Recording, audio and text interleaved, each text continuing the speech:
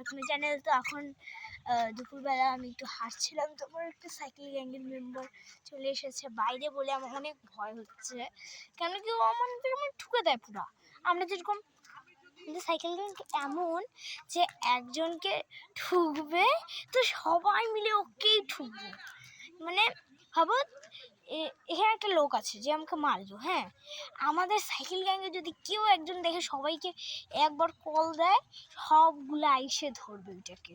আর ওই যদি একা থাকে আমার কোনো চিন্তা নাই। যেরকম তখন সাইড দিয়ে করে দাদা গেল, এখন কি লাগাচ্ছিল বলে সাইকেল গ্যাংয়ের একজন আসলো, আর ভয় চলে এসেছে, চিল্লাচ্ছে আসো। ওই যে পাপাই, যেটা বলে 2 নম্বর সাইকেল গ্যাং, মানে আমার সাইকেল না পাংচার হয়ে গেছে পুরো। সবাই চলে এসেছে, ছেলেগুলা বেশিরভাগ।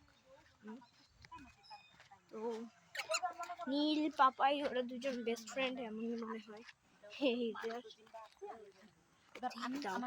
লেনদেন করে একটা বেজে গেছে, আর 1 মিনিট পরে 4টা বাজে। আমার জায়গা আছে, আমি কেন যাচ্ছি আমার কথা তো এটা কথা বলতে